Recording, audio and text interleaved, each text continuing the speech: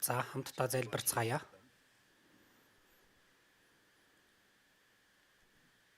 Биднийг хайрладаг ариун инэрэнгүү бидний бурхан аав минь. Бурхан танаас холдон гэм нүгэл дунд амьдарч байсан биднийг өрөвдөж бид бурхан таныг мэдэхгүй байх үед бурхан та биднийг аврахын тулд цорын ганц хүү Есүсийг энэ дэлхий рүү илгээн бидний хүртэх байсан хараал шүүлтийг Есүс бидний өмнөөс авч загалмай дээр үхэж урсгасан үнэтэй цусаар нь бидний гэмнүглийг мөнхөд уучлж ямар ч гавьяа зөвтгөлгүйгээр аварч өгсөн тэр агуу нэгүсэлд талархаж байна. Энэ цагт эзний үнэт цусаар аврагдсан бид бүгд эзний өмнө хамтдаа цуглан эзний нэгүслийг магтан дуулж талархаж өгнөөс тань сурж эзэн таны дотор ариун нөхөрлөлийг хийлгэж байгаад үнэхээр их баярлалаа. Энэ цагт ч эзэн та бидний дотор хамт байгаад итгэж байна. Бидний хүн тус бүрийг ажиглан харж Бурхны өршөөлийн мутраар биднийг түшин тулж өгөөрэй. Бид бүхэн одоо ч гэсэн их сул дорой учраас заримдаа унахч боломжтой байдаг. Бид Бурхны ариун хүслийн дагуу амьдрч чадахгүй, өөрсдийнхөө махан биеийн хүслийг даган амьдрах тохиолдолч их байна. Эзэн та инэрлийн хүч чадлын мутраараа биднийг зуран барьж, бид Бурхны хүүхдийн хуваар ичих зүйлгүй амьдрахад удирдах, тун удахгүй дахин ирэх эзний алдрын өмнө ичих зүйлгүйгээр зогсож чадхад удирдах өгөөрэй. Орон даяар байгаа манай чуулган дэлхийн олон чуулганууд янз бүрийн хэцүү байдал донд итгэлээ сахин сайн мэдээг тарааж байгаа бүхий лахан дүүст эзэн та нэгүсэл болон үг ариун сүнсний хүч чадлаараа хамт байж эзний сайн мэдээг илүү зоригтойгоор гэрчлэн олон сүнсийг эзэн рүү удирдах авралт хүргэх тэр бурхны ажлыг чадамгаагаар хийхэд та тусалж өгөөрэй. Хэрэгтэй үед нь бидэнд хэрэгтэй үгийг өгч бидний явах замыг заан харуулдаг эзэн минь энэ цагт ч бидэнд ичлэхийг хүссэн өөрийн үг, өөрийн ариун хүсэл бид бүгдэд илүү ихээр ухааруулж мэдүүлж өгөөрэй. Бидний эзэн Есүс Христийн нэрээр залбирлаа. Амен.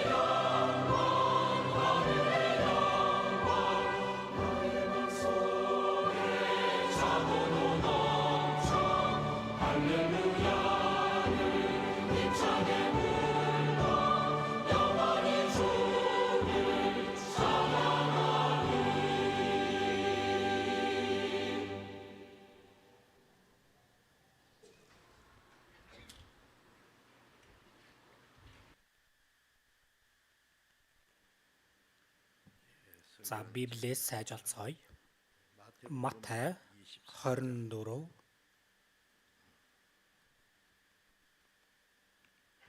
Матай 24-ийн 32-оос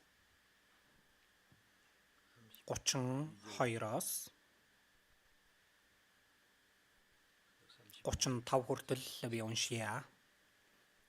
Матай 24-ийн 32-оос авахуулан уншнаа. Одоо инжирийн модноос сургамж ав. Инжирийн модны мөчөр хэдийн зөөлөрч навчсаад илгэхэд 100 ойрцныг та нар мэддэг. Түүнчлэн та нар энэ бүхнийг хараад үүдэн дээр чинь үүний ойрхон байгааг бас мэдэгтэн. Үнэнээр би та нарт хэлье. Энэ бүхнийг тохиолдохоос нааш энэ үеийнхэн өнгөрөн одохгүй. Тэнгэр газар өнгөрөн одно, харин миний үгс өнгөрөн одохгүй. За энэ үртэл өнөөдрийн цагаар энэ үгэн дээр төвлөрөн эзний залрал ба Христэд итгэгчийн өргөгдөлт гэсэн сэдвтэйгээр үгнээс суръя гэж бодож байна. Иохан 5:39 дээрээс харах юм бол та нар бичвэрүүдэд мөнхэн бий гэж боддог тул тэднийг нь ягталдаг. Тэдгээр нь намайг гэрчилдэг билээ гэж хэлсэн байдаг. Энэ Библи бүхэлдээ Бурхны бидэнд нэгүслэр өгж байгаа мөнхэн болон Бурхны улсад орох тэр найдварыг загаад зогсохгүй. Энэ Библи нь бүхэлдээ ганц нэгэн болох Есүс Христийг гэрчилдэг нь бас зорилго байгаа. Тэдгээр нь намайг гэрчилдэг билээ гэж хэлсэн. Хуучин гэрээ бол Есүсийг ирэхээс өмнө бичигдсэн үг. Хуучин гэрээ гэж байгаа нь хуучны амлалт, өмнөх амлалт, Христийг илгээнэ гэсэн амлалт байгаа. Хуучин гэрээ нь Есүсийг энэ дэлхийд ирэхээс 1500 жилийн өмнөөс авахуулан бичигдсэн үг. Библийг хамгийн анх бичсэн хүн бол Израилийн хамгийн агуу иш үзүүлэгч Мойсе байгаа. Энэ Мойсе Есүсийг ирэхээс өмнөх 1500 жилийн өмнөх хүн байгаа. Тэгээд хуучин гэрээ бол Есүсийг ирэхээс 400 жилийн өмнөх үе хүртэл бичигдсэн. Шинэ гэрээ бол Есүсийг ирсэн цагаас авахуулан ойролцоогоор 100 гаруй жилийн хугацаанд бичигдсэн байгаа. Хуучин гэрээ нь 39 ном, шинэ гэрээ нь 27 ном, нийлээд 66 номтой. Христ Израилийн газар нутагт ирж авралын ажлыг гүйцэнэ гэдгийг бичсэн нь хуучин гэрээ байгаа. Янз бүрийн хэлбэрээр Христийн тухай зөгнөл бичигдсэн байдаг. Тэр зөгнөлийн дагуу Христ Израилийн газар нутагт ирж бидний өмнөөс үхэж дахин амьснараа хүн төрлөختний гэм нүглийг зольж биднээс үнсийг аврах ажлыг бүгдийг гүйцээсэн. Тэгээд Есүс Тэнгэр өд өргөгдсөний дараа ариун сүнс ирж тэр ариун сүнсний хүч чадлаар энэ сайн мэдээ гэж байгаа нь Христийн гүйцээсэн тэр Бурхны нэгүслийг гэрчлэхийг хэлж байгаа. Иерусалимаас эхлээд дэлхийн хязгаар хүртэл миний гэрч болно. Христийн гүйцээсэн тэр нэгүслийн сайн мэдээ. Хинч бай Бурхны нэгүслийг ухаарч итгэх юм бол аврагдах энэ сайн мэдээ Иерусалимаас эхлээд дэлхийн хязгаар хүртэл гэрчлэгдэх болно гэж бичигдсэн. Есүсийг ирэхээс өмнө Христ энэ Израилийн газар нутаг дээр ирнэ гэдэг тухай дэлгэрэнгүй бичигдсэн. Тэр бүгд нь биелсэн байгаа. Тэгээд одоо энэ сайн мэдээ дэлхийд даяар тунхаглагдаад зогсохгүй. Төгсгөлийн үед Есүс дахин залрах тухайч бас тодорхой сайн бичигдсэн байдаг. Христийн залрал хуучин гэрээн дээрч бичигдсэн, шинэ гэрээн дээрч тоолохын аргагүй их бичигдсэн байгаа. Матай 24-ийн 14 дээрээс харах юм бол хаанчлалын энэхүү сайн мэдээ гим нүгэлтэн аврагдаж деваажинд очих болсон энэ сайн мэдээ дэлхийд даяар тунхаглагдаж бүх үндэстэнд гэрчлэл болно. Тэгэхэд л төгсгөл ирнэ гэж хэлсэн байна. Есүсийг энэ үгийг хэлэх үед шавнар нь бас баттай итгээгүй байсан үе. Бурхны сонгосон Израилийн ард түмэн хүртэл Есүсийг Христ гэдгийг танилгүйгээр загалмай дээр цовдолж цовдолж алах, Есүсийг эсэргүүцэх ийм зүйлийг хийснээр тэд дэлхийд даяар тарж бутарж хөөгдөж туугдан 1900 жилийн турш очсон газар болгондоо үхэж тийм эмгэнэлт түүхийг бүтээсэн байдаг. Гэтэ одоо эзний залралын талаарч бас эзний дахин ирэлтийн тухайч Библиэлд тодорхой бичигдсэн байгаа. Христ анх удаа Израилийн газар нутагт ирж авралын ажлыг гүйцэнэ гэдгийг хуучин гэрэн дээр бичигдсэн байсан. Тэр нь бүгд биелсэн шиг энэ сайн мэдээ дэлхийн хязгаар хүртэл тунхаглагдах юм бол Христ дахин залрна гэдэг тухайч бас үнэхээр их сайн дэлгэрэнгүй их зөвгөнлүүд байдаг. Тэр зөвгөнлүүдэж бас нэгэн ч алдагдaltaгүй бүгдээрээ тэр чигтээ биелэх юм аа. Хаанчлалын энэхүү сайн мэдээ дэлхийд даяар тунхаглагдаж бүх үндэстэнд гэрчлэл болно. Тэгтэл төгсгөл ирнэ гэж хэлсэн шиг түүнээс хойш ойролцоогоор 2000 жил өнгөрсөн одоо бидний энэ эрен үед энэ сайн мэдээ газрын хязгаар хүртэл тунхаглагдаж манай улс бол дэлхийн газрын зураг дээрээс харах юм бол хамгийн зүүн хязгаарт байдаг. Тэгээд арлаараа бол Япон хамгийн зүүн хязгаарт байгаа ямар тач энэ дэлхийд даяар сайн мэдээ тунхаглагдсан. Зүүн зүгийн хязгаарт хүртэл сайн мэдээ ирж хүчтэй хараагдаад зогсохгүй. Одоо Солонгосоос эхлэн энэ сүүлчийн дэлхийн сайн мэдээ ургад сураах үе одоо өнгөрөх гэж байна. Тарайн талбайн үлдэгдэл түрүүг түүх мэт одоо дэлхийд даяар сүүлчийн удаа сайн мэдээг тарааж байна. Манай Солонгос чуулган одоо үлдсэн зүйл нь эзний залралын асуудал үлдсэн байна. Эхний ирэлтээр ирсэн Есүс гэмтнийг аврахын тулд ирсэн. Есүс үхэж дахин амилж тэгээд тэнгэр өөд одсны дараа Христийн гүйцээсэн сайн мэдээ дэлхийн хязгаар хүртэл тунхаглагдсны дараа Христ дахин ирэх үед аврагдсан итгэгчдийг дагуулж явахын тулд ирнэ. Тэгээд эцсээ хүртэл итгээгүй хүмүүсийг шүүхийн тулд ирнэ. Тиймээс өнөөдөр Есүсийн залралын талаар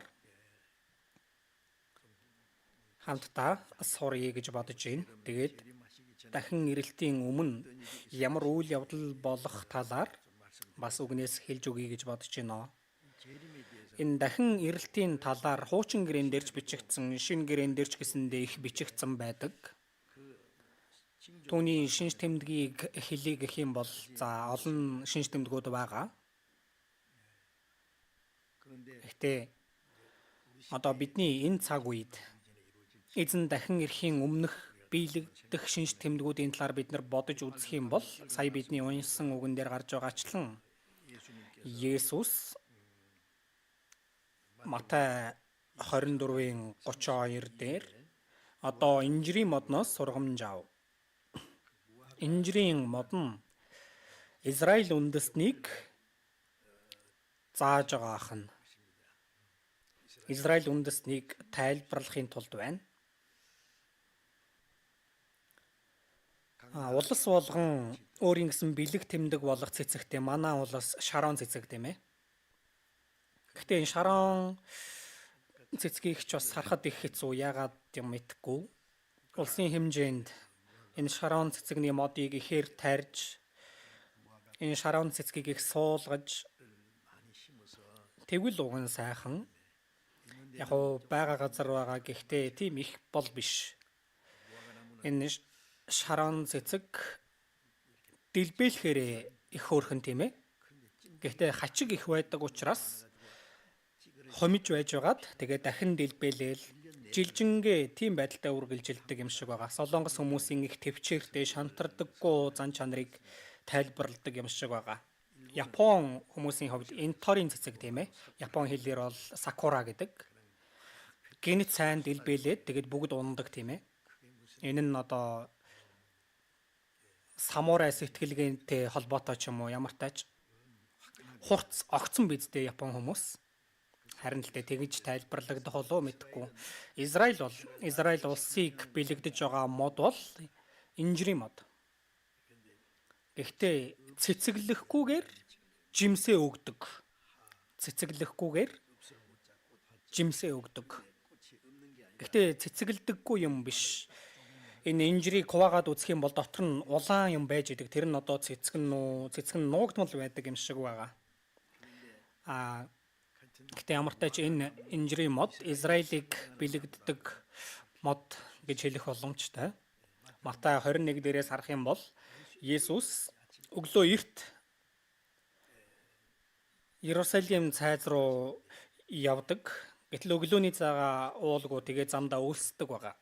Гэтэл замын хажууд нэгэн инжирийн мод байсан, их навчрахаг тийм инжирийн мод байсан байна. Тэгээд Есүс үржимс нь байна уу гэд ойртож очисон чинь ерөөсөө навчаар л дүүрэн байсан. Үржимс байхгүй. Тиймээс Есүс тэр инжирийн модыг хараасан чинь яасан бэ? Хатаж үхдэг тийм ээ. Бертранд Руссел гэх хүн энэ хүний эцэг эх нь эрт нас бараад тэгээд эмээгийнхээ гар дор өссөн гэж байгаа.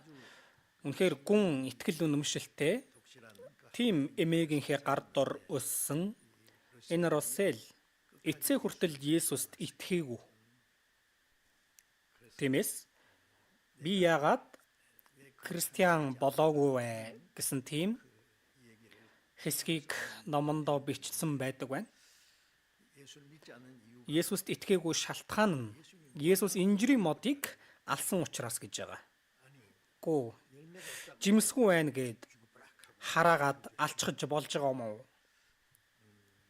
За нэг хүн илжгэн чихний модны доор очоод тэр жимсийг нь идэх гэсэн чинь жимс нь байхгүй байсан чинь сүх авчраа тэр модыг тас цавчиж хаяад тэр модыг одоо өхүүлчихлээ, алчглаа. Тэгэх юм бол итгээд сонин хүн тийм ээ. Энэ Руссел гэх хүн Есүсийг тийм хүнээр бодсон байна.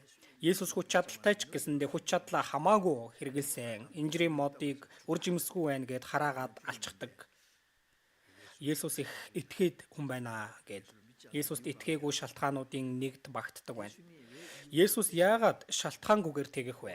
Инжирийн мод нь Израилийг зааж байгаа навчрахаг байсан гэдэг нь Израилийн ард түмэн Бурхны ард түмэн гэдгээрээ сайрхаж ариун өргөөг нүсэр том барьчгаад янз бүрийн тэд өөрсдийн гэсэн шашны зан үйл хийж их л мундаг гайхалтай их зүйлийг хийж исэн ч Бурхныг харахад тэд үр жимсгүй байсан байна. Үр жимс нь юу вэ? Есүс Христийг илгээсэн Есүс Христийг сэтгэлдээ итгэж хүлээж авснаар аврагдж деваажинд очих энэ үр жимс болох ёстой. Гэтэл тэд Христэд итгээгүй эсэргүүцсэн үр жимсгүй инжирийн модтой адил байх нь навчрахаг байсан. Гадна талдаа бол Бурхны ард түмэнгээ сайрхаж гайхуулж ариун өргөнд цугларч Бурханд үйлчилж мөргөж байгаа юм шиг байдаг ч үнэн дээр Бурхны хүсдэг үр жимс байхгүй байсан учраас Израиль үндэстэн хараагдах болно гэдгийг заан харуулсан үйлдэл байна. Гэвч энэ инжирийн мод мөнхөд өхмөл байдаг юм биш. Өвлийн турш өхмөл юм шиг байж исэн инжирийн мод 100 ойртоод ирэх юм бол хатаж өгсөн байсан мэт тэр мөчрөөр ус дамжиж зөөлөрч навцаа дэлгдэг байна. Тиймээс одоо инжирийн модноос сургамж аваа. Инжирийн мод нь Израилийн ард түмнийг бэлэгдэж байгаа, зүрлэж байгаа. Өвлийн турш өхмөл байсан юм шиг энэ инжирийн мод за навчлаа дэлгвэл өгчгсөн за хараагдсан Израиль үндэстнийг алга болсон гэж бодсон чинь Израиль үндэстэн дахин сэргэнэ гэсэн үг байна. Иремья номон дээрч Израиль үндэстнийг инжирийн модтой зөөрлөж илэрхийлсэн үг байгаа. Тэд ялзарсан тул идэж болохооргүй инжиртэй адил болсон гэж байгаа Иремья тэгж хэлсэн. Тиймээс тэднийг дэлхийд даяар тарж бутрааж ичхүр болон зовлон дунд тавьсан гэж тавина гэж хэлсэн үг байгаа. Гэвч Израиль мөнхөд тэгээ сүрдсэн байдалтай байхгүй. Цаг нь болох юм бол мөчрөн зөөлөрч навчсаа дэлгэнэ гэж байгаа.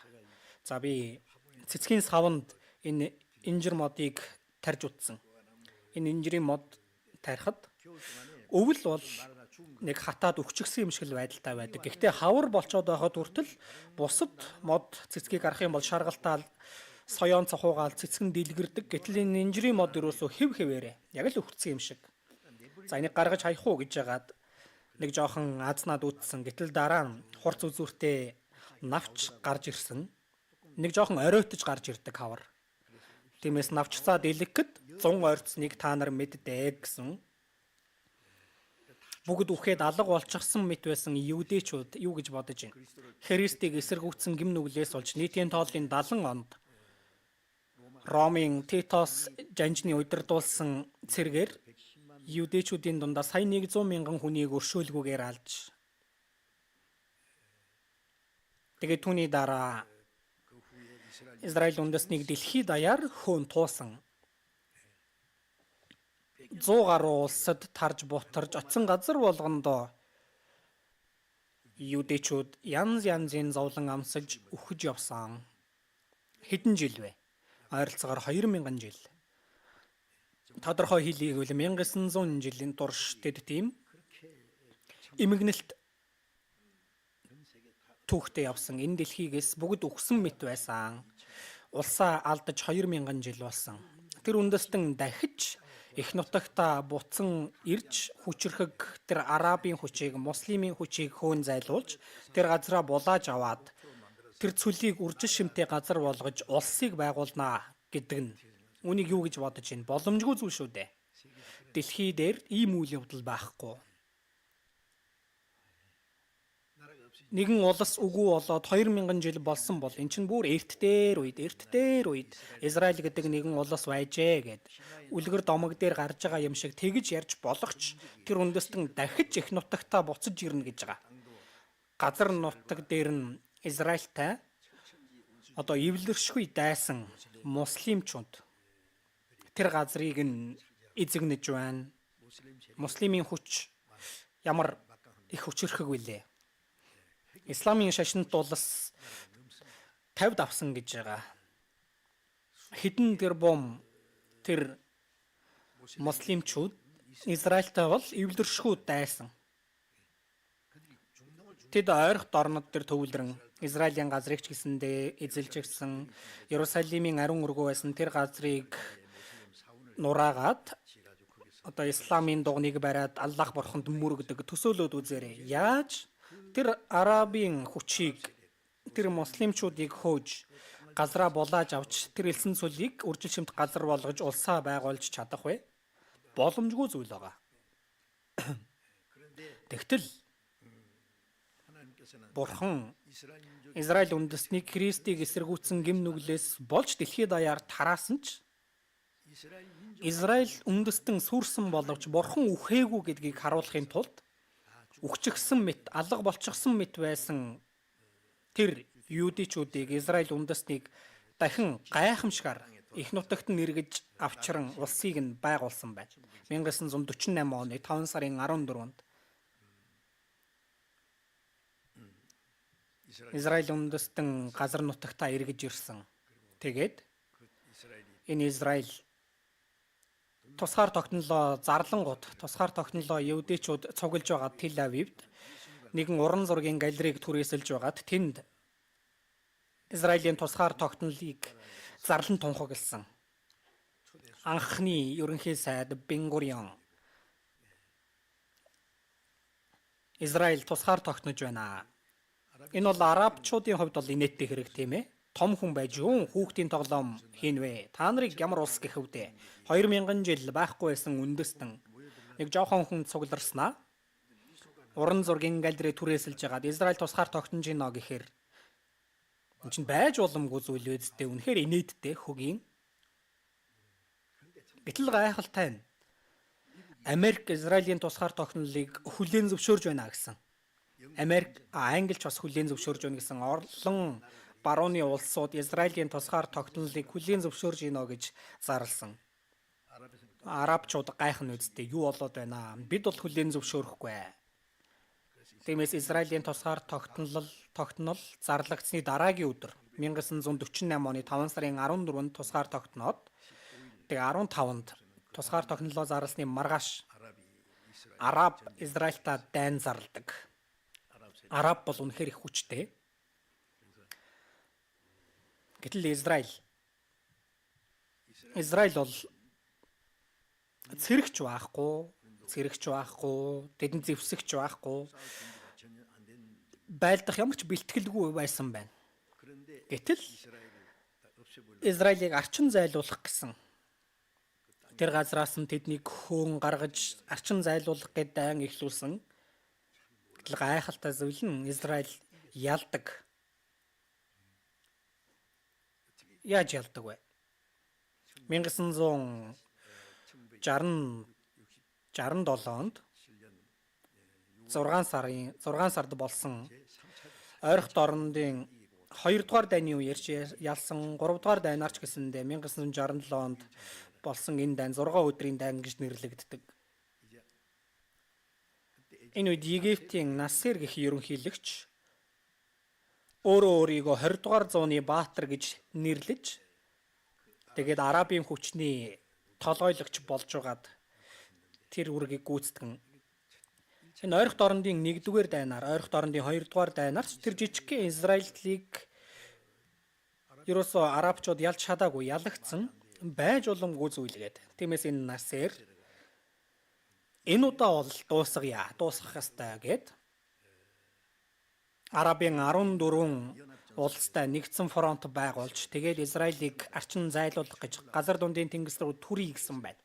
Тиймээс Арабаас гаргасан тэр пострыг харах юм бол дайн эхлэхээс өмнө 7 хоногийн өмнөх тэр пострыг нь харах юм бол Израиль хүмүүсийг газар дундын тэнгис рүү хөөн зайлуулъя. To hell Zionists гэжсэн байгаа. Там руу тонол Сионистуудаа гэж байгаа. Тэднийг арчин зайлуулъя гэсэн боловч яасан бэ? Мэдж байгаа үстэй. Израиль их ялалт байгуулсан. 6 хоногийн дотор тэр дайн дууссан. 6 хоногийн дараа Иерусалимийн замыг олж авсан Голаны өндөрлөг, Сирийн нутаг дэвсгэр болох Голаны өндөрлөгийг эзэлж тэгээ Синай хойгийг бүхэлд нь бас булааж авсан. Израилийн цэргийн тоо олон биш байсан болохоор одоо нэг танкнд хэд хэдэн хүн суух ёстой байтал суухан их байхгүй байсан болохоор танкнд 2 хүн суугаад ингээд тэр Синай хойгийг эзлэхээр явдаг. Арабын талаас зөвлөлтийн одоо шинэ үеийн танк, зөвлөлтийн пуужин, радарын төхөөрөмж суйрлуулж авсан Израилийг арчин зайлуулах гэсэн хормын зур. Гэтэл 6 хоногийн дотор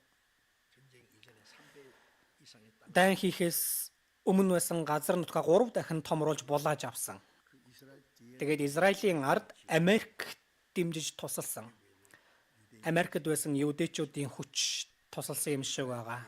Тиймээс Израилийн одоо онгоцуудыг харах юм бол F4 Phantom сөнөөгч онгоц, за Арабын онгоцыг харах юм бол зөвлөлтийн MiG онгоц. За тэгээд бас Францын Мираж үлээ. Гэхдээ хүчин чадлын хувьд бол ер нь бол адилхан байсан гэж байгаа. Гэхдээ Израилийн нисгэгчдийн нислэгийн ур чадварыг гүйцэх аргагүйсэн гэж байгаа. Манай чуулганд ч бас агаарын хүчинд байдаг ахан дүүс нисгэгчд байгаа. Сонсоод үзтэл агаарын хүчин маань Израилийн нислэгийн ур чадварыг судалдаг гэж байгаа. Зааж өгдөг гэж байгаа. Яаж гэдгийг ойлгодоггүй гэж байгаа. Ойрхон орнын 3 дугаар дайны үеэр Араб эхлээд дайн зарлаж Израилийг хормын зурал арчин хаях гэсэн боловч Израиль түүнийг нь урьдчилж мэдээд тэр Израилийн Phantom гэх сөнөөгч онгоц Арабт байсан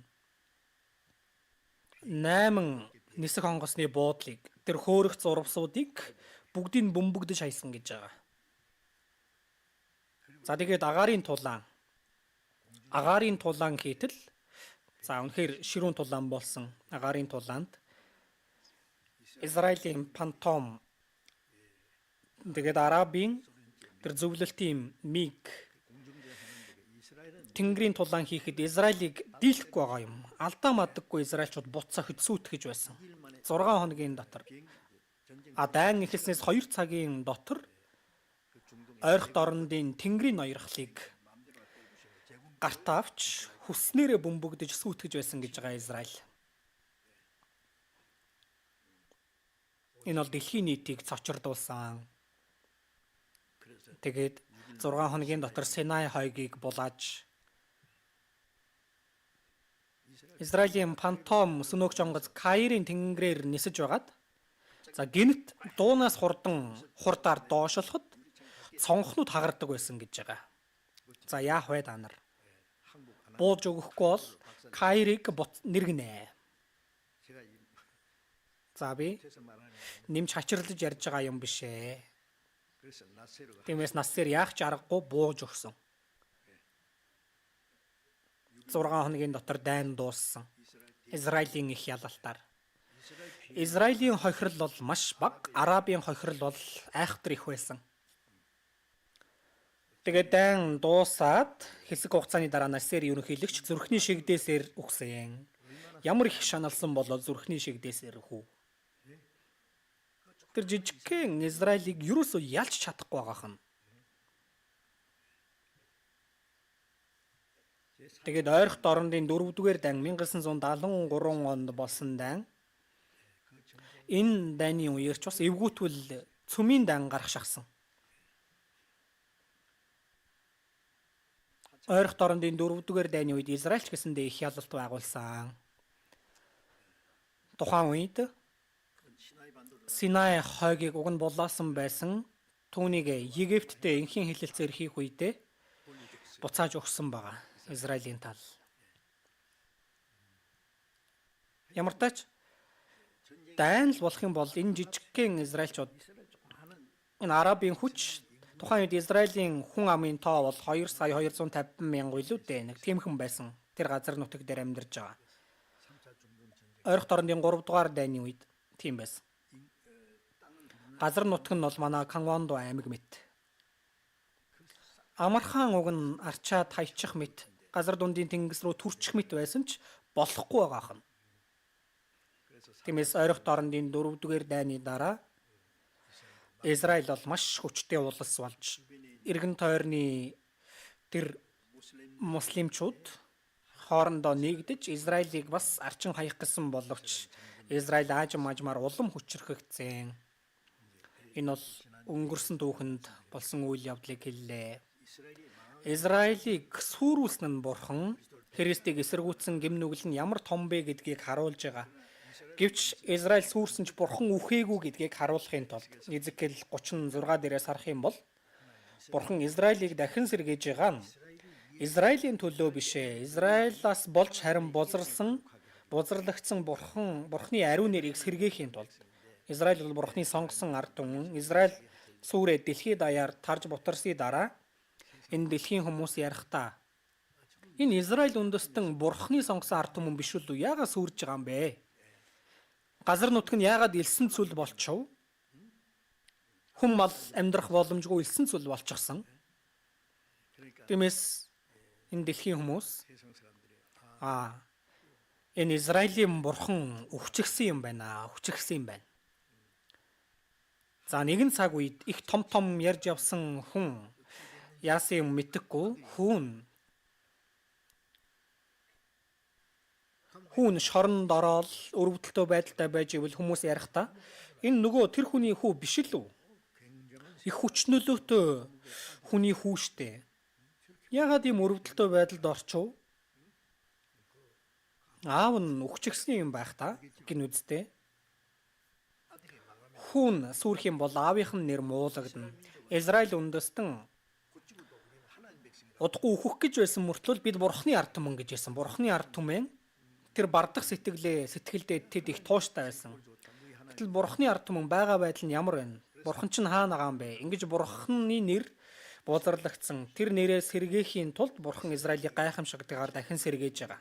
Израиль 2000 жилийн дараа тусгаар тогтнож улсаа байгуулж хэд хэдэн удаагийн том дайнд Израиль Арабын хүчийг хөөж ялсан нь үүнд тайлбар хэрэггүй бурхны хийсэн зүйл. Тэгээд дахиж Израиль сүрхгүй гэж амласан байгаа. Цаашдаа ямар ч улс Израилийг оролдох юм бол өөртөө сүрнэ. Библийг мэдгүй учраас. Саяхан Хамас Израиль руу довтолсон. Тэр үед яасан бэ? Хормын зур арчин хаях гэж төлөвлөсөн пуужин хэдэн мянгаар нь харваад л төгсгөлийг нь үзье гэж бодсон чинь эсэргээрээ Газын зурваст хэдэн 10,000 хүн өгсөн биз дээ. Газын зурвасаар зогсохгүй яваа. Тэгээд одоо Ирантай байлдаж байгаа. Бодоод үзэх юм бол Израилийг амархан арчин хаях юм шиг л байдаг. Энэ Ираны зорилго байгаа бол Израилийг энэ газрын хөрснөөс, энэ газрын гадаргуугаас арчин хаях байгаа. Тэр нь зорилго нь. Израилийг тэнд байлгаад тэд амьдрах аргагүй. Тиймээс Иран цөмийн бөмбөг хийх гээд байгаа нь Израилийг арчин хаяхын тулд. Тиймээс Израилийн талаас Арабын цөмийн зэвсэг хийдэг тэр мэрэгжлийн хүмүүсээс дөрвийг нь алсан тийм ээ. Яаж вэ? Хаана?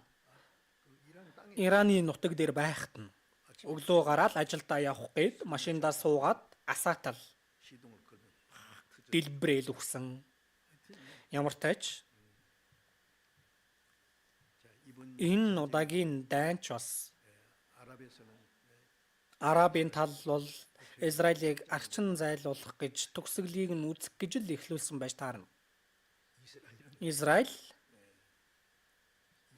Израилийг эсэргүүцэж байгаа олон улсууд Иранаар зогсохгүй олон улсууд тийм ээ.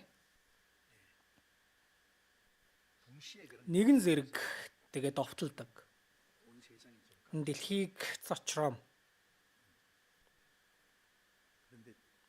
Гэхдээ үгсэн ч энэ Арабын тал нөгөө юу илээ цөмийн бөмбөгийг хийхэд хэрэгтэй зүйлс. Тэр бүх зүйлээсээ хизээч татгалзаж буулт хийж чадахгүй байх гэж бодож байна. Ингэж байгаа дайн яаж игээд зогсноо. Томоохон үр дүнд хүрэлгүй зогсно. Одоо төгсгөлийн дайн Ираны хойно Хятад байна. За тэгээд Орос байна. Израилийн ард бол Америк байгаа. Америк гэхээс илүү бурхан байгаа тийм ээ. Израиль хүмүүс одоо хүртэл Есүс Христийг алсан гим нүгэлтэд гимшдэггүй. Би Израильд 3 удаа очиж исэн. 3 дахь удаага очиход Израиль сайн мэдээ тараахын тулд очсон. 20 юудэ пастор, за тэгээд тэдний эхнэрүүд гээд 40 хүнийг цуглуулад Галил нуурын ирэг дээр байдаг кибуц гэх буудалд, за кибуцын аж ахуй дээр ажиллаулдаг тийм буудалд хэдэн өдрийн турш Библийн семинар хийнгээ. Израиль сайн мэдээ тараахын тулд тэнд очсон. Гэтэл Израиль хүмүүсийн дунд Есүст итгэдэг хүн бол маш цөөн. Тэгээд юудэчүүд Есүст итгэх юм бол аврал гэж бодсон чинь бас очоод үзтэл тийм биш байгаа. Тэнд одоо баг дийлэх нь эд шидийн үзэл, Пентекостийн үзэл тийм юмд итгэдэг гэх сэтгэлээр унсан. Тэгээд юудэчүүд Израилийн газар нутаг дээр Есүст итгэж байгаа хүмүүсийг бас үгүй хийх гэдэг ямар их хавчад зовоодог вэ? Гэтэл яагаад бурхан Израильд туслаад байна? Христийг эсэргүүцсэн гим нүгэлдээч гимшээгүй. Тэгээд дэлхий дээр хамгийн олон ижил хүйстэн байдаг газар бол Тел Авив гэдэг. Тел Авивыг мэднэ үстэй. Израильд байгаа хот далайн иргэд ирэх. Тэгээд олон евдээчүүд бид бол бурханд итгэдэггүй гэдэг. Бурхныг үгүйсгдэг. Яагаад вэ? 2000 жил тэд дэлхийд даяар тарж бутарсан байх үед Европт тэднийг хорих лагер байсан тийм ээ, Холокост. Тэр хорих лагерт ямар олон евдээчүүд амиа алдсан бilé.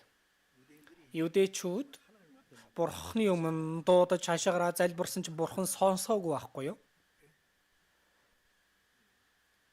Польш руу би нэг ахлагчтайгаа бас очиж байсан. Тэнд ямар олон евдээчүүд амиа алдсан бэ? Тэр хорих лагер байгаа газар болгонд. Тэр хорих лагерыг яг одоо ч гэсэндээ тэр чигээр нь хадгалж байгаа.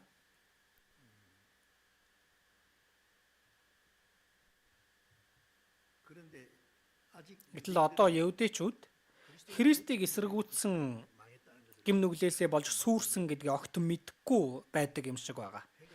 Гимшихгүй байгаа юусоо. Христийг эсэргүүцсэн гим нүгэлдээ.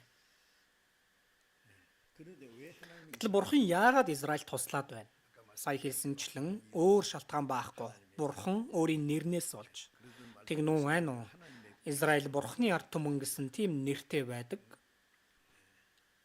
Тиймээс Езекиэл 36 дээрээс харах юм бол Израиль үндэснийг дахин сэргээж байгаа нь Израиль үндэснийг өрөвцөндөө биш, харин Израилаас болж бузарлагдсан бурхны ариун нэрийг сэргээхийн тулд. Энэ удаагийн дайнч бас том үр дүнд хүрлгүй дуусах болно миний бодлоор. Түүний дараа асуудал байна. Үгээр дуусахгүй. Одоо Орос Израиль руу довтлохоор ирнэ. Одоо Украинтай байлдана гэдэг өөрийн ухаангүй байна. Энд ч гэсэндээ одоо дуусаж байна. Тэгэх юм бол одоо ч гэсэндээ Орос Ираны хойноос бас зааварчилж, тэднийг тохируулж, араас нь бас тусалж дэмжиж тэгж байна. Хятадч гэсэндээ тэгэх болно. Энэ төгсгөлийн дайны талаар Езекиэл 38 дээрээс харах юм бол Израиль руу умардын хамгийн алсаас Рош гэж байгаа. Би Оросд сайн мэдээг тараахын тулд жилдээ нэг удаа Москвад очиж сайн мэдээ тарааж исэн Украин энэ хоёр газар руу. Одоо бол тэднийг зөвлөлт холбоот улс гэдэггүй Орос гэдэг тийм ээ. Англиар Рош гэж байгаа, Рош. Библиэлд яг тэр чигтээ гарч байгаа Рош гэж Оросыг гэлж байгаа. Умардын хамгийн алсаас Иерусалимаас хойш нь умар зүг рүү чигээрээ явах юм бол Москва байгаа. Рош Мишех гэж байгаа. Мишех нь Москва гэлж байгаа. Тубал гэж байгаа нь эргэн тойронд нь Оросын бас дагуул улсууд байгаа. Олон улсууд байгаа. Тэднийг дагуулan Израиль руу дайрахаар очноо. Магадгүй энэ удаагийн дайн зогсох юм бол удахгүй бас энэ үйл явдал болох баха. Езекиэл 38-ыг энийг одоо бид нар харах юм бол өнөөдөр сургаалаа тэндээс дуусгах ёстой болохоор дэлгэхгүй. Гэтэл 38 дугаар бүлэг дээрээс харах юм бол бурхан энэ Рош Мишехийг ирүүнд чин дээгэнүүд зоож гаргаж авчирна гэж байгаа. Бурхан Оросыг гаргаж Израиль руу явуулна. Ягаад тэднийг сөнөх гэж. Би Москвад жилдээ нэг удаа олон удаа очиж исэн. Энэ тухай юусоо ярьж чадахгүй лээ. Цаашдаа та нар Израиль руу дайрахаар очоод Езекиэл 39 дээрээс харах юм бол Израилийн улс дээр унж үхнэ гэвэл энэ тухай ярих юм бол би тэнд зодуулж үхнэ. Хэлхийг хүсдэгч би ярьж чаддаггүй энэ тухай. За ямар тааш тийм юм болно. Бурхан ирүүнд нь дэгээ зоож гаргаж авчирнаа. Энэ Орос бол коммунизмын толгой улс тийм ээ. Одоо бол зөвлөлт холбоот улс биш. За коммунизм биш гэж байгаач. За коммунизмын яг л арга барилаар одоо хүртэл явж байгаа. Бурхныг эсэргүүцэх маягаар явдаг.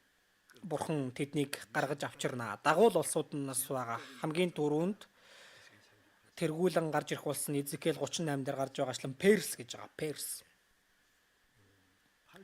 Энэ Пехлевийн хааны үед энэ нь Америктэй найрсаг улс байсан. За гэтэл исламын хувьсгал гарсан тийм ээ. 1979 онд исламын хувьсгал гарснаар Иран Америкийн эсрэг үзэлтэй тийм улс болж Израилийг хүүс тэмтэрнэ гэсэн тийм хүчин гарч ирсэн. За За Израиль руу дайрахаар тэд очноо.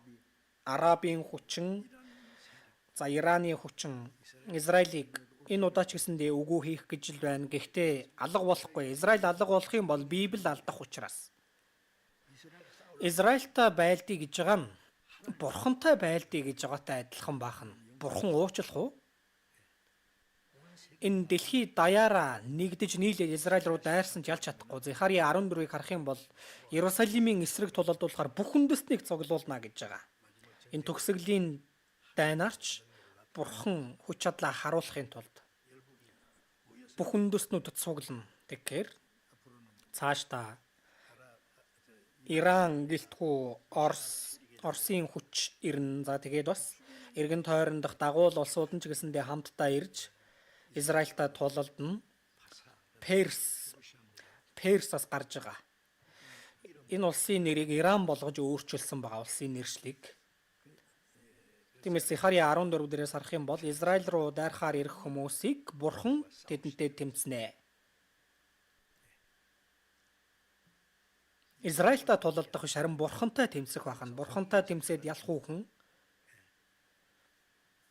Тиймээс Иерусалимийн эсрэг тулалдах бүх ард түмнийг эзний цохих гайхамшиг нь ийм юм аа. Тэд хөл дээрээ зогссоор атал бие махбод нь ялзарч ухархайдаа нүднүүд нь байж амандаа хилэн өмхирнэ. Хүн хизээ ялзарх вэ? Хэвтэж байгаад ялзарна үстэй. Яг зогсож байхдаа ялзарх уу?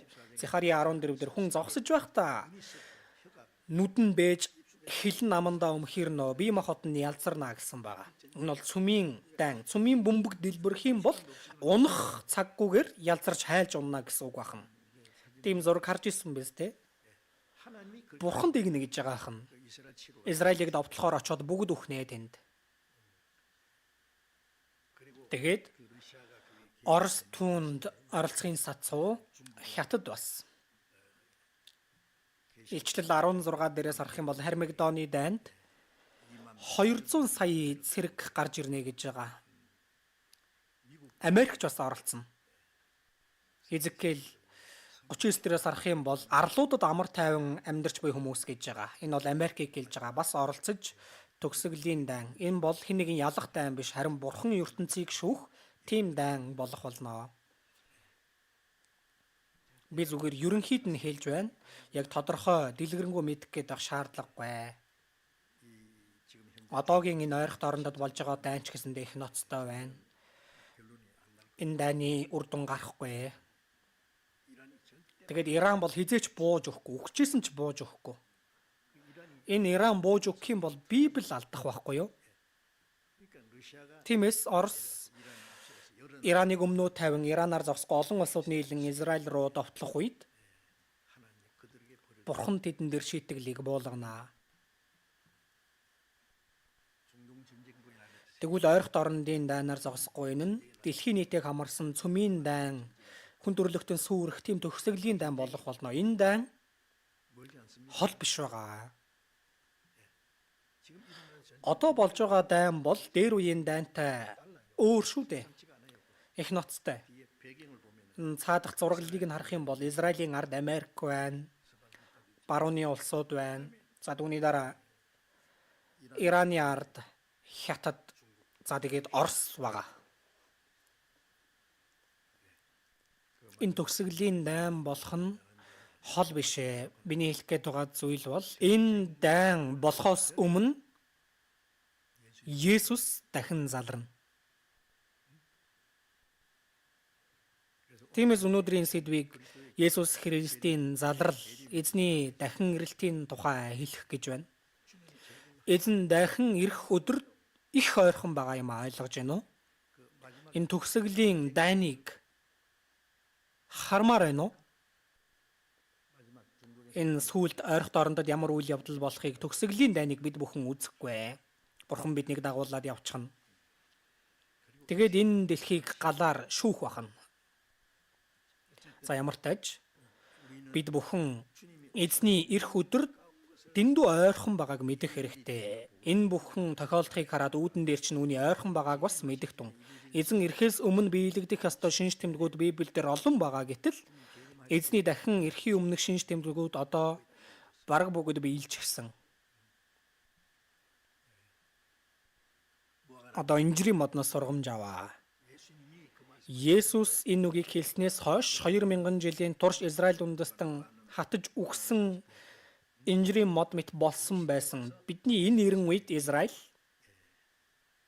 эргэж ирээд гинт энэ дэлхийгээс алга болсон байсан мэт Израиль 2000 жилийн дараа тусгаар тогтносон. Тодорхойгоор 1900 жилийн дараа. Израиль одоо бол супер гүрэн болчихсон. Израилийн газар дээр амьдарч байгаа юудэчүүд одоо нэг 8 сая орчим байна уу?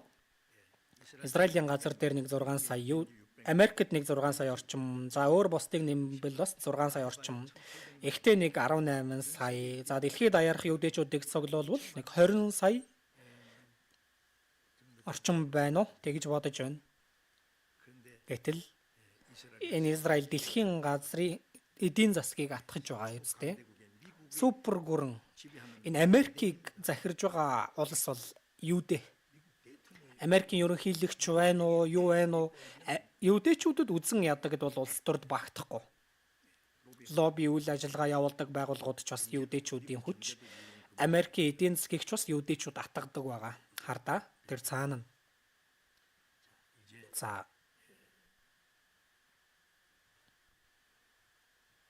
Одоо төгсгөлийн дайн болохын өмнө төгсгөлийн дайн их хэрцгий байна. Энэ удаач гэсэндээ бараг 4000 орчим хүн өгсөн гэж байгаа. Ойрох дорндод. Сургуульд бас бөмбөг дэлбэрч бага насны 150 хүүхэд өгсөн гэж байгаа. Дайн гэдэг чинь их хэрцгий зүйл. Цаашдаа энэ дэлхийн нийтээр өөхөх дайн, энэ бол бурхны энэ ертөнцийг шүүх дайн байх нэ. Энэ дайн хол биш байгаа гэдэг нь бол баталгаатай. Би илүү дэлгэрэнгүй ярих юм бол бас асуудал учирч болох байх гэж одоо тоймолж хэлж байна. Ямар тач бид бүхэн эзний ирэх өдөр ойрхон байгаа цаг үе. Бид бүхэн амьд байх үед эзэн ирэх юм шиг байгаамаа. Тиймээс инжирийн модноос сургамж аваа. Есүс энэ үгийг хэлэх үед Израиль сүрээгүй байсан. Гэтэл Израиль сүрээд 2000 жилийн түүх өнгөрсний дараа одоо бидний энэ эрен үед эргэж ирээд тусгаар тогтносон тийм ээ. 70 хэдэн жилийн өмнө тусгаар тогтносон. Энэ бүхнийг тохиолдохоос нааш энэ үеийнхэн өнгөрөн одохгүй. Израиль үндэстний сэргэлтийг харсан хүмүүс амьд байх үед эзэн ирэх юм шиг байгаа. Ноцтой асуудал юм аа.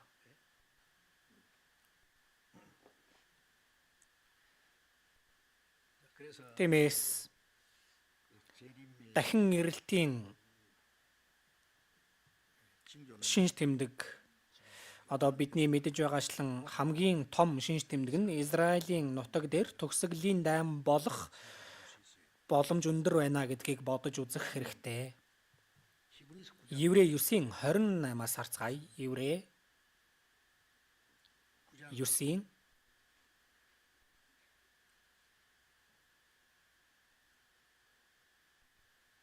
Еврей 9 28 хамт уншия. Христ мөн олны нүглийг үүрхийн тулд нэг удаа өргөгдсөн бөгөөд хоёр дахь үзэгдэхдээ нүглийг үүрхийн тулд бос харин өөрийг нь тесэн ядан хүлээхстийг аврахын тулд ирнэ. Эхний удаа ирэх Есүс бол олны нүглийг үүрхийн тулд золилтын тахил болж өргөгдөхийн тулд авралын ажлыг гүйцэлсэн тийм ээ. Түүний дараа аврахын тулд ирнэ. Энэ аврал нь сүнсний авралыг хэлж байгаа юм биш. Харин аврагдсан итгэгчид эзэн ирэх үед үхсэн хүн нь эргэн амьд байгаа хүн нь өөрчлөгдөх тэр авралыг хэлж байгаа. Нүглийг үүрхийн тулд бас харин аврахын тулд. Эхний ирэлтээр ирж байгаа Есүс гим нүглийг уучлахын тулд ирж, хоёр дахь дахин ирэх Есүс бол гим нүглээс ангид нүглийг үүрхийн тулд бас харин өөрийг нь тесэн ядан хүлээхстийг аврахын тулд ирнэ. Өөрийг нь тесэн ядан хүлээхсэд гэж юм бэ? Аврагдсан хүмүүс эзний ирэлтийг хүлээдэг үстэй. Бид эзнийг эрхийг хүлээдэг. Тиймээс өөрийг нь тесэн ядан хүлээхстийг хүлээж байгаа хүнд хоёр дахь үзэгдэхтэй. Хоёр дахь үзэгдэх өдөр нь бидний өмнө ойртон ирсэн байна одоо.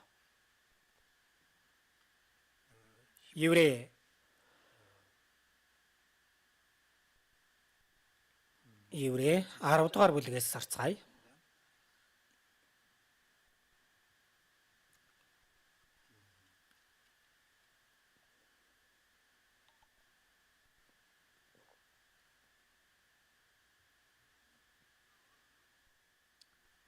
Арвын 37 дугаар ишлэлийг хамтдаа уншийе. Еврей 10:37 хамт уншийе. Айсуй нэгэн тун удалгүй ирнэ эссаатна. Тун удалгүй. Энд тун удалгүй гэж байгаа. Бурхныг бодоход тун удахгүй шүү дээ. Тийм ээ. 1000 жил бол өчигдөр мэт гэсэн байгаа. Энэ айсуй нэгэн тун удахгүй ирнэ. Цаг нь болох юм бол ирнэ гэж амласан нэгэн гарцаагүй ирнэ гэсэн үг байна. Эссаатна. Бид бүхэн эзний ирэх өдөр үнэхээр дэндүү ойрхон байгаа үед байна. 1-р Петр 4:7 дээрээс харах юм бол бүх юмсын төгсгөл ойр ирчээд байна. Тиймээс бодлоготой, залбиралдаа эрүүл байгтун бүх юмсын төгсгөл сүүлчийн төгсгөлийн дан болох юм бол төгсгөл байх нэ тэр энэ дэлхийд дуусах байх нь. Эрдэмтдийн хэлсэн мэдээллийг харах юм бол за хаа нэгтээс энэ цүмийн дан, энэ цүмийн бөмбөг дэлбэрэх юм бол энэ цүмийн бөмбөгийг одоо эзэмшиж байгаа улс хойд солонгосыг оруулах юм бол одоо 9 улс байгаа. Аль ч улсаас нь нэг л цүмийн бөмбөг илгээх юм бол бүгд дэлбэрнэ. Тэгэх юм бол энэ дэлхийг 100-аас ч илүү удаа дэлбэлж галдан шатаач чадна гэж байгаа. Нэг удаа биш 100-аас дээш удаа. Сонин дээр гарсан эрдэмтэн хүний хэлсэн зүйлийг би хэлж байна. 30 минутын дотор дэлхий устна гэж байгаа. 30 минутын дотор ойлгож байна уу? Гэтэл биднийг мэдээчгүй байхад санамсаргүйгээр цүмийн дайн болох шахсан тохиолдол 13 удаа байсан гэж байгаа. Санамсаргүйгээр цүмийн дайн дэгдэх магадлал буруу дүгнэлтээс болж юу болсон бэ гэсэн чинь Оросд Америкт Орос руу цүмийн пуужин харавлаа гэсэн тийм мэдээлэл ирсэн байна. Тэгээд Орос бас Америк руу цүмийн пуужин харвах гээд пуужин харвахын өмнөх тоолгоо эхлүүлсэн. За тэгж байгаа дундуур нь стоп товчийг дарсан гэж байгаа. Яагаад вэ гэсэн чинь тэр нь Америкаас хөөргсөн цүмийн пуужин биш байсан, харин Норвегиос хөөргсөн цагуурын хиймэл дагуул байсан гэж байгаа. Тэрийг буруу мэдсэн. Буруу дүгнсэн. Магадгүй Орос Америк руу тэр цүмийн пуужин харвсан бол энэ цүмийн пуужин харвах мөчөд хэдэн секундын дотор мэдэгднэ. Хэдхэн секундын дотор. Тэгэх юм бол өөдөөс нь бас харвна. Бүгд үхнэ. Айгуутвал цүмийн дан дэгдэх шахсан магадлал нэг жижигхэн төхөөрөмж эвдэрснээс болоод буруу дүгнэлт гарснаас болоод ингэж санамсаргүйгээр цүмийн дан дэгдэх шахсан магадлал биднийг мэдээчгүй байхад 13 удаа байсан гэж байгаа. Ямар байна? Зүгээр байна уу? Амар гоё зү. Энэ цүмийн дан дэлбэрвэл, энэ цүмийн бөмбөг дэлбэрвэл бүгд үхнэ. Исая 50 дээрээс харах юм бол гал ноцоож, галтсамаар бүсэлж, галынхаа дүл галцсамаараа алхагч бүгдээ гэж байгаа. Содом Гоморо хот хүхэр галаар сүрсэн. Одоо бол тэгэх шаардлага байхгүй. Хүхэр гал тэнгэрээс буух шаардлагагүй. Харин хүн төрөлхтний өөрсдийн бүтээсэн тесрэх бөмбөг дэлбэрэх юм бол дэлхийг 100-аас ч илүү удаа шатааж болохоор байна. Галынхаа дүл галцсамаараа алхагч бүгдээ. Үндэстнүүд ухсан нүхэндээ унсан юм а гэж байгаа. Өөрсдийнхөө ухсан нүхэндээ өөрсдөө унана. Өөрсдийнхөө хийсэн тесрэх бөмбөгөнд өөрсдөө үхнэ. Гэтэл одоо энэ цөмийн бөмбөг хийж байгаа улсууд хэрэглэх гэж хийгээгүй. Одоо юунд хэрэглэх вүлээ дээ үүнийг? Хойд Солонгос цөмийн бөмбөг хийх гээд байгаа нь юунд хэрэглэх гээд вэ? Ямар ч хэрэггүй. Тэрийг мэдхүү. Өмнөд Солонгосыг галан далаа болгоё гэх юм бол Өмнөд Солонгосыг галан галан далай болгоё гэх юм бол цөмийн бөмбөг заавал шаардлагагүй. Хүмүүсээ одоо эхлийн зурвас дээр хил дээр хэдэн зуун ширхэг их буу байрлуулчихсан байгаа штэ. Түүгээрээ буудах юм бол энэ нийслэлийн бүс нутаг алга болно мэдхүү. Манай улс ч бас энэ уламжлалт зэвсгээрээ Пуканы хойд солонгосыг бас буцаахж чадна. Манай улсын энэ цэрэг армийн хүч бас их гайхалтай. Одоо тийрэлтэд онгоцоо гадаад руу экспортлж байгаа штэ. Асар их хэмжээний зэвсгийг бид нар экспортлж байгаа Солонгос. Энэ Солонгос эдийн засгаараа хэдэж жагсдаг гэлээ. 10 билүү жагсдаг штэ. Цэрэг армийн хүчээрээ 6 жагсдаг дэлхийд. Хүмүүсээ мэдхүү дэрийг. Гэтэл хойд Солонгос нэгдэх гэх ойлголтыг одоо бүр хайчихсан. Ягаад? Удаа байвал өөрсдөө төрүүлж мөхнө гэж бодож байгаа учраас.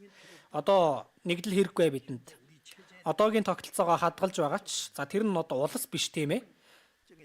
Эрх мэдэлтэй давхаргын тэр тогтолцоог хамгаалах гэсэн нэгэн бүлгэл байгаа. Цөмийн бөмбөгийг хэрэглэх юм бол за тэр цөмийн бөмбөгийг хөөргсөн улс бас хамт сүрнэ. Түүнийг мэдж байгаа учраас цөмийн бөмбөгийг хэрэглэх гэж бүтээгээгүй. Миний мэдж байгаагаар бол бити оролдоорой, бити оролдоорой. Оролдвол бүгд өхөн шүү. Бити оролд гэж л хийсэн байгаа. Тиймээс одоо хилийн шугамын иргэн тойронд маш олон мин тавиад тэгээд найрамдахын тулд бас барьсан тэр зам тэрийг ч бас нураачихсан замын гэрлүүдийг ч гэсэндээ сүйтгэсэн өөрсдийнхөө хийсэн юу илээ нөгөө өмнөд хойд Солонгосын найрамдал гэсэн тийм номон хаалга байсан шүү дээ. Их гайхалтай сайхан хийсэн тэрийг ч гэсэндээ эвдэж нураасан. Өмнөд хойд Солонгосын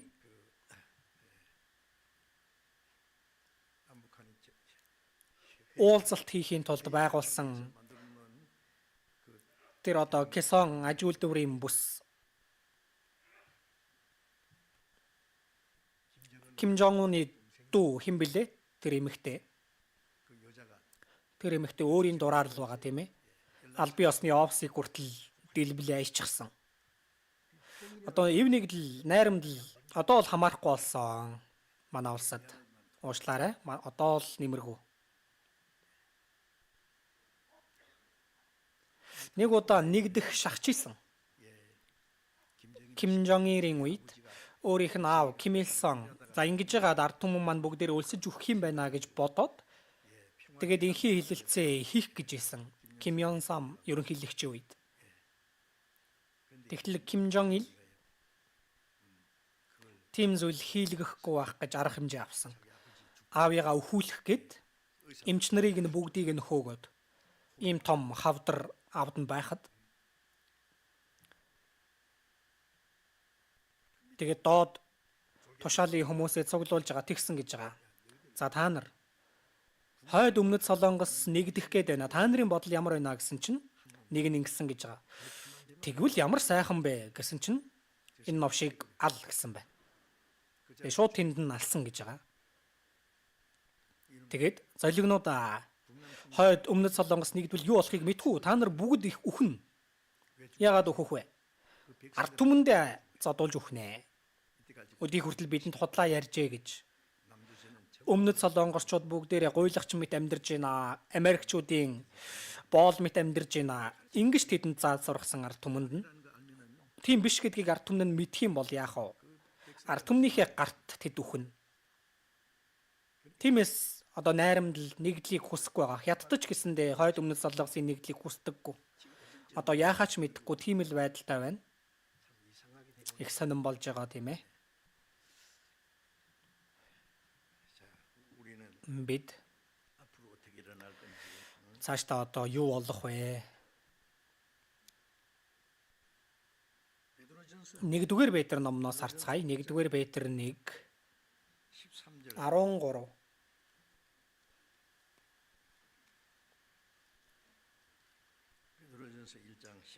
нэгдүгээр Петр 1-ийн 13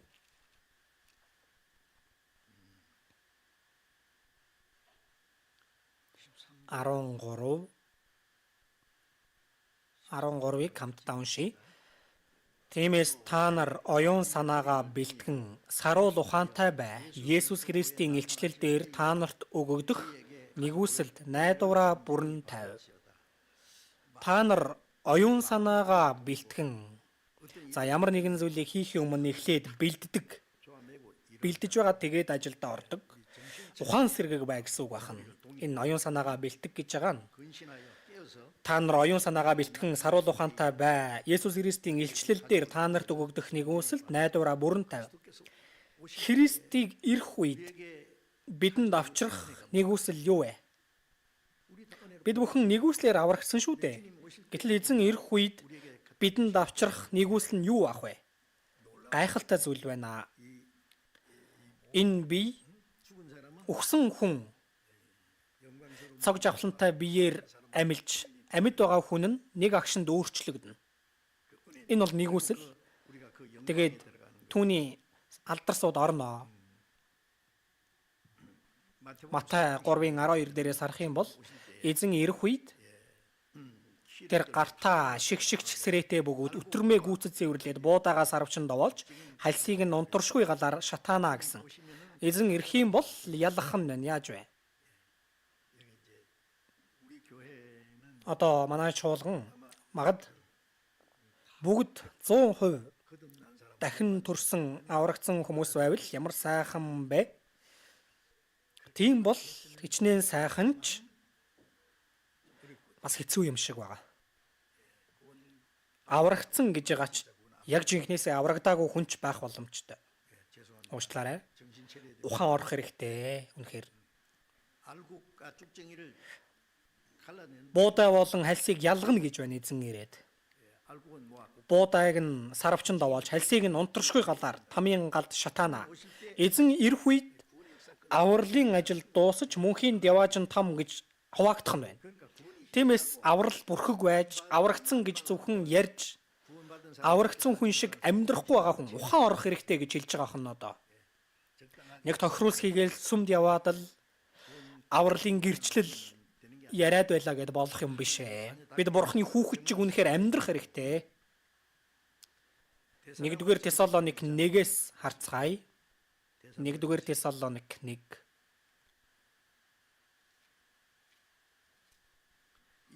1:10.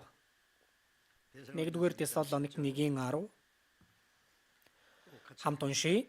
Та нар үхэгсдээс түүний амьлуулсан Есүс буюу ирэх уур хилэнгээс биднийг гэтэлгэх хүн Тэнгэрээс ирэхийг хүлээж байгаа тухай чинь тэд мэдүүлсэн билээ. Үхэгсдээс түүний амьлуулсан Бурхны хүү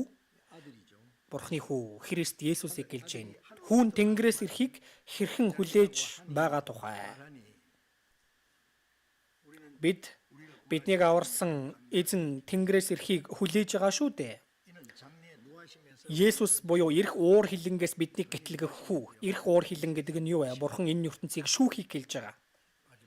Төгсгөлийн сүүлчийн Бурханы уур хилэнгийн шүүлт. Түүнээс биднийг гэтлэгэх хүн. Эзэн энэ дэлхийг шүүхээс өмнө аврагдсан хүмүүсийг аваад явна тийшээгээ. Үрд мөнхийн газар руу дагуулад явна. Тиймээс энэ ертөнцийн бүх зүйл дайны аюул, түүний дараа бид амьдарч байгаа энэ дэлхий одоо хуучирсан, өвчлсөн өөхөх гэж байгаа. Хүчтэй газар хөдлөлт эн тэндгүү гамшиг өлсгөлэн болж аимшиг болно. Ёс суртахууны хувьд туйлдаа хүртлээ завхарсан. Новагийн үерийн үед энэ дэлхийг шүүхээс өмнө хорлонт мөн үлэмж их болсон гэсэн тийм ээ. Тэр үеэс хамаагүй их гим нүгэл дүүрсэн одоо. Содом Гоморо яасан бэ? Тэнд ижил хүүснүүд овоорж байсан тийм ээ. Одоо бүр илүү ноцтой энэ асуудал. Тиймээс одоо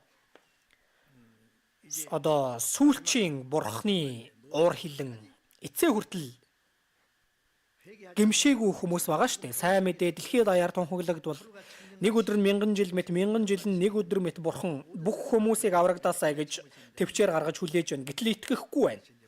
Тиймээс одоо сүүлчийн энэ уур хилэн эрх уур хилэн гэж байгаа нь сүүлчийн бурхны шүүлтийг хэлж байгаа. Шүүхээс өмнө биднийг бурхан аварна. Аврагдсан хүмүүсийг бүгдийг нь аюулгүй газар руу шилжүүлсний дараа энэ дэлхийг шүүхнэ. Тиймээс бид энэ тал дээр үнэхээр ухаан сэргийг баах хэрэгтэй одоо. 1-р Тесалоник 4-өөс харцгаая. 4:16. 1-р Тесалоник 4:16. За би уншия.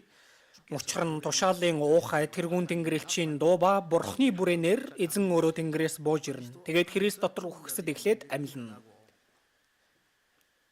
Христ дотор үхсэд эхлээд аврагдаад өгсөн хүмүүсийг хэлж байгаа. Тэд махан биеийн хүртэл эхлээд амьлах нь байна. Босож түүний дараа амьд үлдэх бид эзэн дахин ирэх үед тэр үед амьд байж байгаад эзнийг угтаж авах хүмүүс бидний үеийг хэлж байгаа. Амьд үлдэх бид тэдэнтэй хамт агаарт эзэнтэй уулзахаар үүлэн дунд өргөгдөж дахин амьлсан итгэгчдтэй үүлэн дунд өргөгдөж тийхүү эзэнтэй үргэлж хамт байх болно. Тиймээс эдгээр үгсээр бие биеэ тайвшруул. Үхсэн хүн амьд байгаа хүн нэг агшин дөөрчлөгдөж өргөгдөх нь байна, тийм ээ. Тэгээд агаарт эзэнтэй уулзна. За энэ нь хэдэн мянган метрийн өндөрт тэр тэнгэрт биш. Энэ бодит материалын ертөнцөөс сүнслэг ертөнц рүү орохыг хэлж байгаа ахын. Тэгэж илэрхийлж байгаа. Энэ нь Христэд итгэгч хүмүүсийн хамгийн том найдвар үздэй, тийм ээ. Хүмүүсээ аврагдсан бид бүхэн Христэд итгэгчид дахин дурсан бидний хүсэн хүлээдэг зүйл юу вэ? Цаашдаа их мөнгө олоод сайн сайхан амьдрах, түүний төлөө амьдарч гин үү? За цаашдаа AI, эрен үе, за сонирхолтой сайхан цаг үе ирнэ, тэр үед нэг амьдарч үзэх юмсан гэсэн тийм горилго найдвар тээж амьдарч гин үү? Энэ ертөнцид юу ч байхгүй. Цаашдаа улмал гим нүгэл дүүрэх болно. Хүнд хэцүү тийм цаг үе ирнэ. Энэ дэлхий дээр ямар ч найдвар байхгүй. Аврагдсан хүн одоо бид энэ ганц итгэлээ сахиж байгаад үнэхээр эзний өмнө очих нь бидний сүүлчийн найдвар. Эзэн эрхийг бидний чин сэтгэлээс хүлээх ёстой. Бид аврагдсан нь энэ ертөнцийн зүйлийг олохын тулд биш үсттэй. Үхээд деважн руу явна гэж байгаа сайхан ч амьдараа эзнийг тосон авах тэр илүү сайхан бидтэй. Үерээр энэ дэлхийг шүүхийн өмнө бурхан Енохийг дагуулад явсан. Енохийг амьдаар нь дагуулж яваад үерээр энэ ертөнцийг шүүсэн шиг 2-р Петр 3:6-аас доош харах юм бол тэр үеийн дэлхий усан галавт автан устгагцсан. Харин өнөөгийн тэнгэр ба газар нь түүний үгээр байгаа бөгөөд галд зориулагдсан оршиж улмаар шүүлтийн өдөр ба итгэл сүсэггүй хүмүүсийн сүрлийн төлөө хадгалагдаж байна. Үерийн үеэр усаар шүүсэн одоо галаар шүүнэ. Содом, Гомора шиг. За тэнгэрээс гал бууж ирэх заавал шаардлагагүй. Хүмүүсийн өөрсдийнх нь бүтээсэн тэр тесрэх бөмбөг дэлбэлэх юм бол энэ дэлхийг 100-аас ч илүү удаа галдан шатааж болох учраас хэн амьд үлдэх вэ? Гэтэл бид энэ цаг үед эзэн ирэх өдөр дэндүү ойрхон байгаа гэж байгаа нь гоё байна уу, муухай байна уу? Тэр талд гоё гээд энэ талд муухай гээд байна. Эзний дахин ирэх өдөр ойрхон байгаа гэдэг нь бидний хамгийн том найдвар.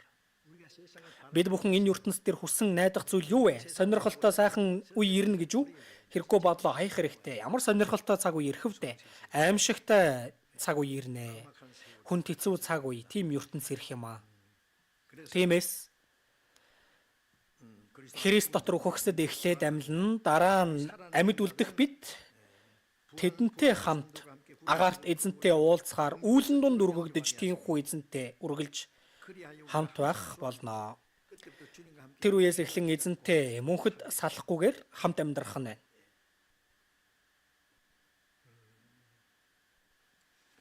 Матай 16-аас түр харцгаая. Матай 16.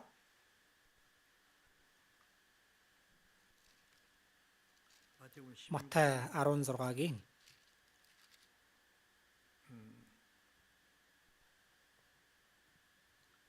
27 би уншия. Хүний хүү Тэнгэр элч нарынхаа хамт эцгийнхээ алдрын дотор ирэх бөгөөд хүн бүрд үйлийнхэн дагуу хариу өгнө. Үннээр би та нарт хэлье, энд зогсохстын зарим нь хүний хүүг хаанчлалтайгаа ирэхийг харах хүртлээр үхлийг амсахгүй гэж айлдваа. За эзэн ирэх үед үйлийнхээ дагуу шүүгднэ. Эхний ирэх Есүс гэмтнийг аврахын тулд ирсэн, хоёр дахь ирэх Есүс аврагдсан итгэгчдийг авч явахын тулд бүх хүмүүсийг шүүхэн байна. Аврагдсан хүмүүс ч бас там руу явах шүүлт биш, Христийн шүүгсэн төв байгаа. Дахиад хэлье. Тэр үед үннээр би та нарт хэлье, энд зогсохстын зарим нь хүний хүүг хаанчлалтайгаа ирэхийг харах хүртлээр үхлийг амсахгүй. Эзний дахин ирэлтийн тухай хэлэнгээ энд зогсохстын зарим нь хүний хүүг хаанчлалтайгаа ирэхийг харах хүртлээр үхэхгүй. Дахин ирэх үзэгдлийг харах хүн байх болно. Шавнар нь одоо бүгд үхсэн, яагаад ирээгүй байна? Энэ ямар үг бол 17 дугаар бүлэг дээрээс харъя. 17-гийн 1-ээс 6 өдрийн дараа Петр, Яаков болон түүний дүү Йохан нарыг Есүс дагуулan хэдүүлэхний өндөр уулууд гарчээ. Тэр тэдний өмнө хувирав. Царай нар мэт гэрэлтэж, хувцс нь гэрэл мэт цагаан болсон байлаа. Харагтун Мосе, Елия нар түүнтэй ярилцах нь тэдэнд үзэгдлээ. Петр Есүст "Эзэн минь, энд байгаа маань бидэнд сайн боллоо. Таныг хүсвэл энд 3 цацар барьж өгье. Танд нэгийг, Мосед нэгийг, Елиад нэгийг гэж байтал."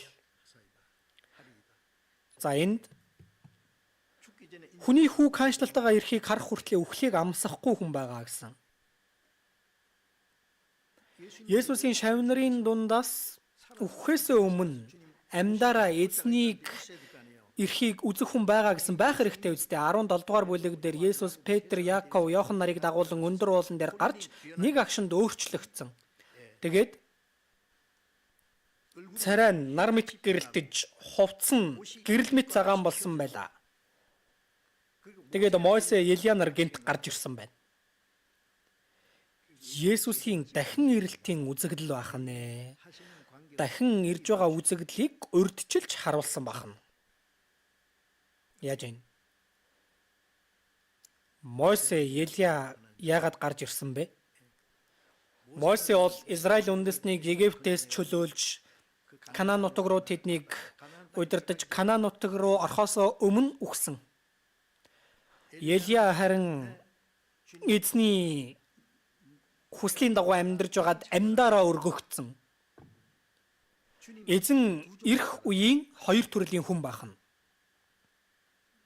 Үхчээд эзний өмнө очсон хүн, Мосе шиг. За тэгээд Елия шиг амьдараа өөрчлөгдөх хүн. Энэ хоёр төрлийн хүнийг хэлж байгаа. Урьдчилж харуулсан бахна. Эзэн одоо ирээгүй байгаа ч гэлээ эзэн ирэх үед болох үйл явдлыг урьдчилж үзүүлсэн бахна нэ тэр. 2 дугаар Петр номноос түр харцгаая.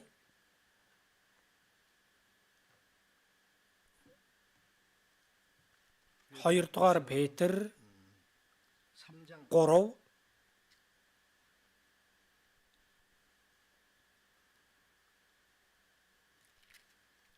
2 дугаар Петр 1 байна. Уншлаарай. 2 дугаар Петр 1-ийн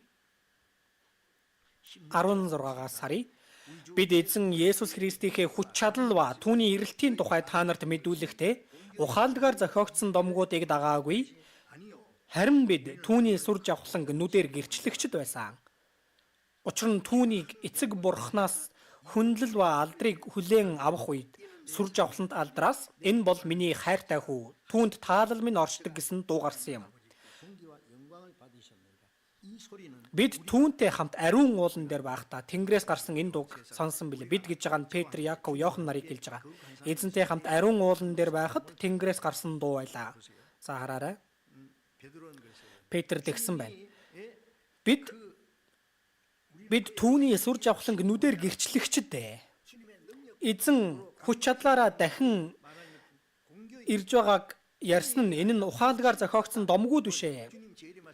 Бид боддоор харсан эзний дахин ирэлтийг боддоор харсан гэсэн байна. Тэр өндөр уулан дээр Матай 17 дээр байгаа түүнийг хэлж байгаах нь.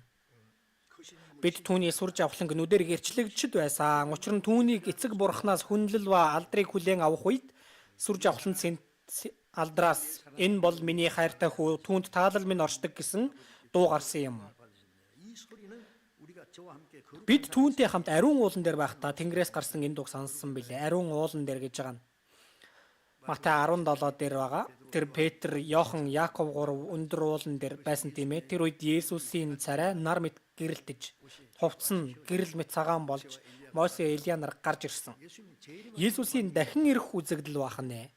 Түүнийг үрдчилж харуулсан бахан шав нартаа. Мосе бол аврагдаад тэгээд үхчихсэн байж байгаа дахин амьлах итгэгчдийн төлөөлөл. Илия бол үхэлгүй амьд байж байгаад эзнийг тосож авах хүмүүсийн төлөөлөл. Энэ хоёр төрлийн хүний төлөөллийг урьдчилж харуулсан байна. За бид одоо үнэхээр эзэм үнэхээр ирэх нь ойрхон байгаа. Тийм цаг үед бид амьдарч байна. Илия шиг бид нар амьдараа эзэнтэй уулзаж болох тийм цаг үед амьдарч байгаа нь баталгаатай. Эзэн ирнэ гээл бах ээ. Одоо хүртэл ирээгүй байна. Цаашдаа ч бас ер нь хурдан ирэх юм уу? За шууд гинт ирэхгүй шинж тэмдэг байна гэсэн тийм ээ. Манай үеийн байдал ердөм биш байна. Сайн анзаараарай. Бид амьдараа эзнийг тосож авах тийм хүмүүс.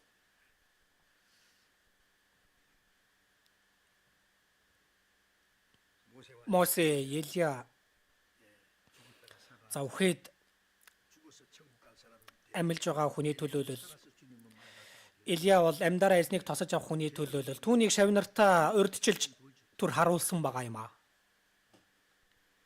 Тиймээс эзэн дахин ирэх үед хүч чадлаар дахин ирнэ гэж байгаа. Энэ нь ухаалгаар зохиогдсон үлгэр домог биш ээ. Харин бид өөрсдөө нүдээр гэрчилсэн гэж байгаа.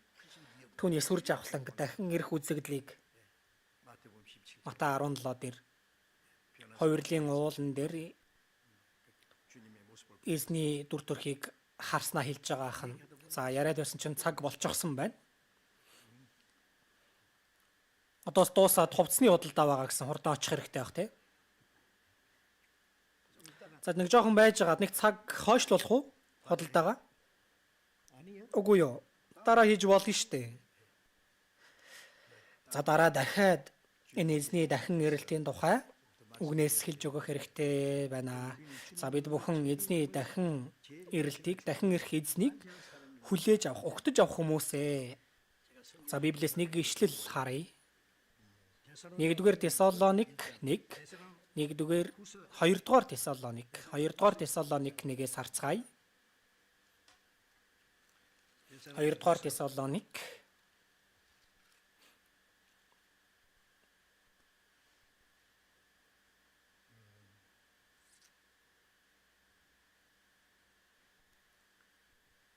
2-р Тесалоник 1-ийн 2 хамт уншия.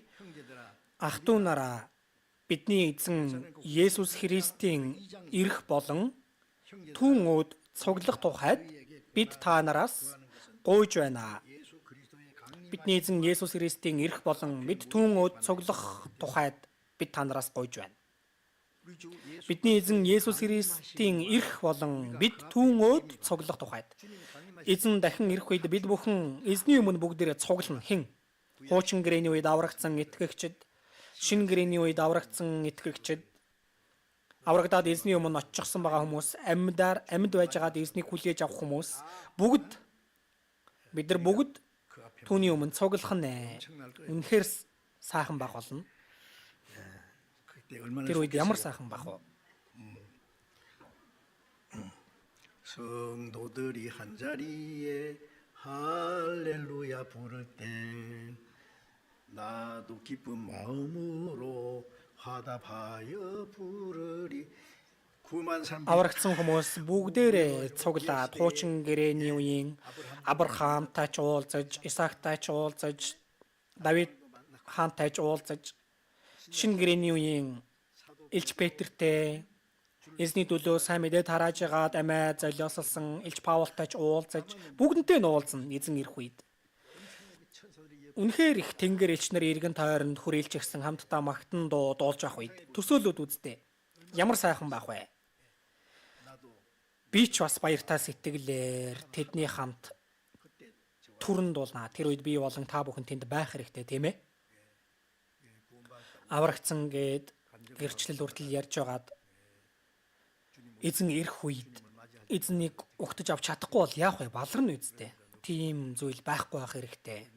Бид бүхэн ухаан сэргэг байж итгэлээ. Дахин нэг шалгаж сэргэг байх хэрэгтэй. Эзэн хизээч ирсэн эзнийг тосож авч чадах хэрэгтэй. Залбирая.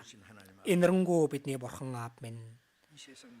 Энэ дэлхийн олон хүмүүсийн дундаас биднийг түрүүлж аваран биднийг ариунаар тусгаарлаж дахин ирэх эзнийг хүлээх тэр найдвар дотор биднийг амьдруулж байгаад баярлалаа.